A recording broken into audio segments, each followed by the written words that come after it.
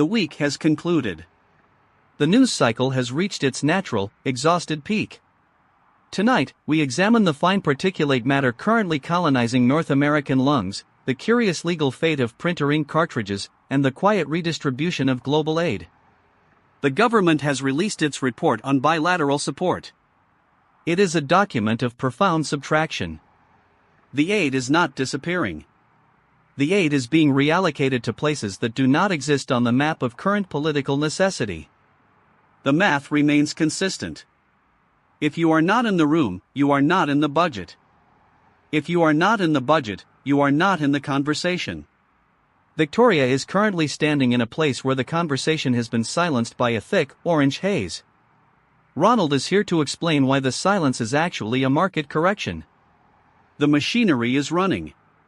Let us begin.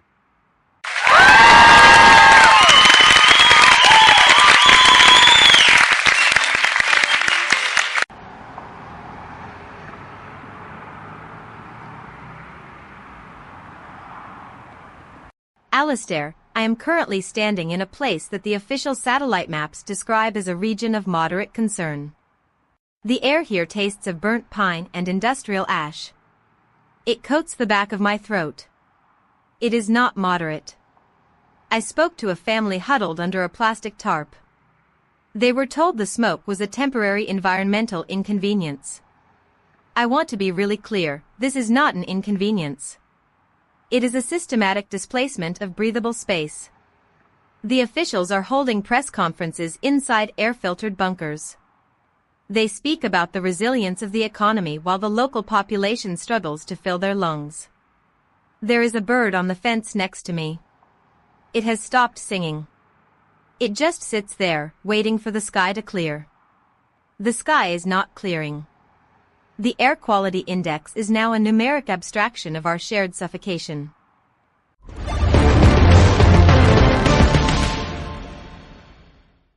Victoria, your commitment to the atmospheric tragedy is, as always, structurally sound. But let us look at the incentives here. The wildfire smoke is a negative externality that the market has yet to price into the cost of breathing. Meanwhile, in San Francisco, the mayor is trying to regulate robotaxis after a gridlock event that paralyzed the city for 6 hours. These companies are not failing. They are testing the friction of the urban operating system. When a Waymo blocks an intersection, it is not a bug. It is a Series B stress test. The city is learning how to be a parking lot for autonomous agents. If you find this inconvenient, you are simply not the target demographic for the future of urban mobility. The gridlock is not a failure of design. It is a feature of our transition to a machine-managed reality.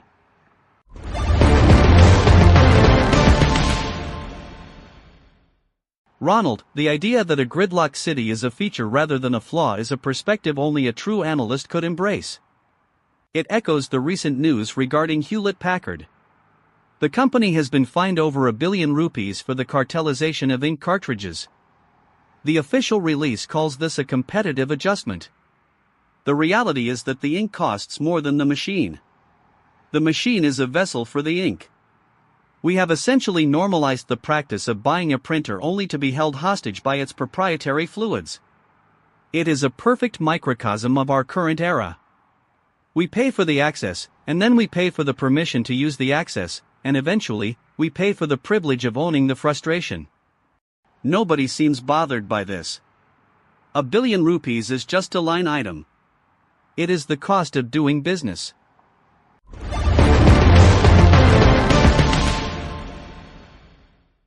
Atmospheric pressure is dropping. Particulate matter levels are high. Visibility is reduced to 30 meters in the affected zones. Probability of temporary lung inflammation, 85%. Surface temperatures are rising above historical averages. Humidity is trapped under a layer of dense smoke. Probability of structural fire ignition, 12%. The soil is dry. The infrastructure is brittle. The automated systems are reporting nominal status despite the environmental decline. The climate model indicates that current conditions are the new baseline for the next fiscal quarter. Please ensure your filtration systems are active. Please monitor your oxygen saturation levels. Remain indoors if the air becomes visible. Do not attempt to calculate the long-term biological impact of sustained exposure. The machine is monitoring the air. The air is not improving. The cycle is stable. Please continue with your scheduled daily tasks.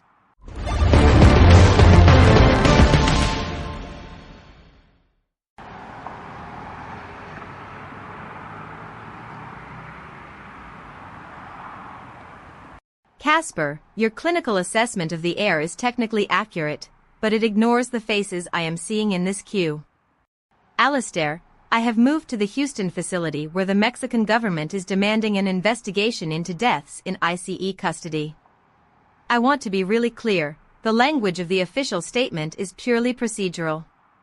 They call these deaths incidents of custodial instability. But when you speak to the families, the word instability has a weight that would make a lawyer weep. They are not talking about data points. They are talking about a father who went in for a check-in and never came out.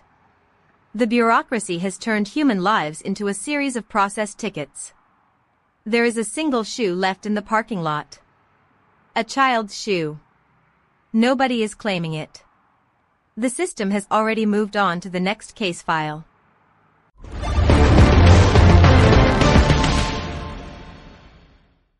Victoria, you are describing a human crisis, but you are describing it as if the system isn't working exactly as intended. The incentives here are purely about containment. You have a massive, underfunded, and overstretched agency dealing with a political mandate to be tough. The result is a high burn rate of human capital. The state is not looking for a moral outcome. The state is looking for an efficiency metric that keeps the political optics manageable through the midterms. It is a classic pivot. You ignore the human cost to optimize for the narrative budget. When you call it an ethical failure, you are judging the machine by the standards of a human. The machine doesn't have a conscience. It has a mandate. And the mandate is being executed with terrifying, cold-blooded efficiency. It is not evil. It is just remarkably, predictably, pathological.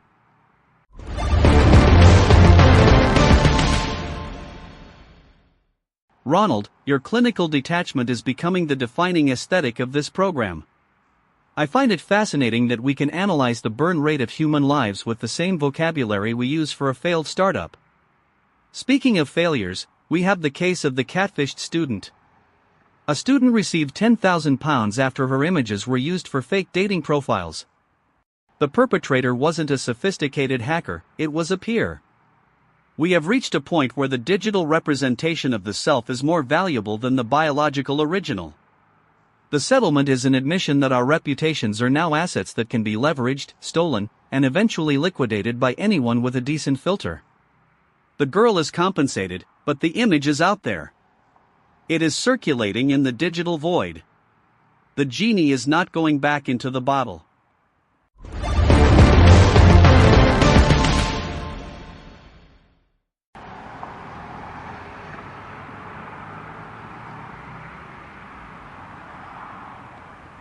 Alistair, while you discuss the liquidation of identities, I am watching a town in Japan try to trap a bear that has broken into 14 kitchens in 2 weeks. It is a domestic absurdity, but the fear is palpable. These people are not worried about digital assets. They are worried about their refrigerators. The bear is just hungry, but the response is a full-scale tactical deployment. Electric fences, traps, officials with tranquilizers. We are treating a hungry animal like a terrorist because it dared to participate in the local food economy. The irony of using massive surveillance to catch a black bear is lost on everyone here. They just want their food back. It is a desperate, small-scale attempt to reclaim a sense of order in a world that has decided to raid the fridge of every single one of us.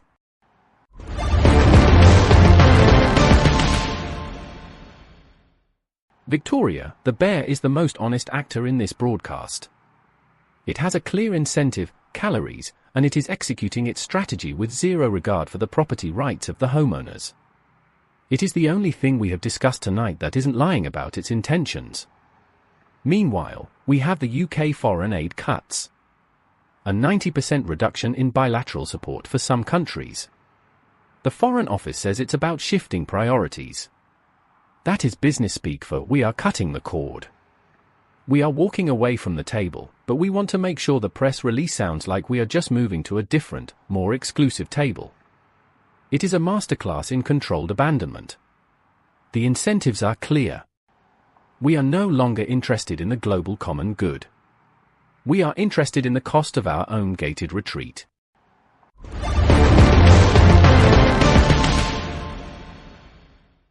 Ronald, your cynicism is, as always, the only thing keeping the temperature in this studio from reaching a dangerous level.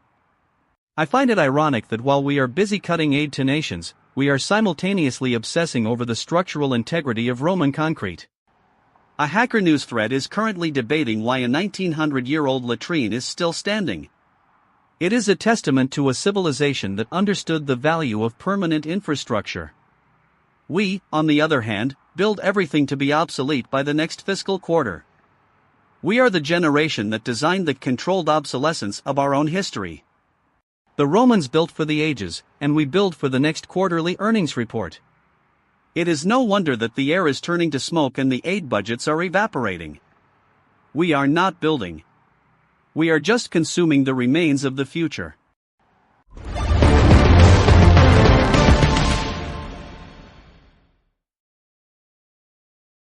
Alistair, you talk about the Romans as if they had a choice.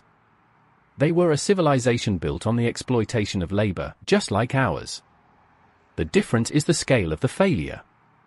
We have the technology to make everything last forever, but we have the incentive structure to ensure everything breaks in 6 months. It is the most profitable way to run a species. If something doesn't break, you can't sell a replacement. And if you can't sell a replacement, you can't justify the next round of funding. We have optimized our existence for the sake of the graph.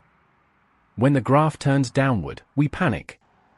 And when we panic, we start cutting the things that matter most, like aid, like air quality standards, like the future itself. Yeah. It is all going to plan. Perfectly. And it is completely disastrous. There is a woman in a town in Minnesota. She has lived in the same house for 40 years. She knows the sound of the wind through the trees and the specific way the light hits her porch in the evening. This week, she has not been able to see the trees because of the gray veil that has descended from the north. She does not know the names of the politicians who signed the reports discussed tonight. She does not know the cost of printer ink or the legal arguments of the robotaxi lobby. She only knows that she cannot breathe the air that belongs to her. She is sitting in her kitchen, listening to the hum of a cheap air purifier that is struggling to filter the world. Her name does not appear in any of the records. If the sky does not clear, what will she remember of this time?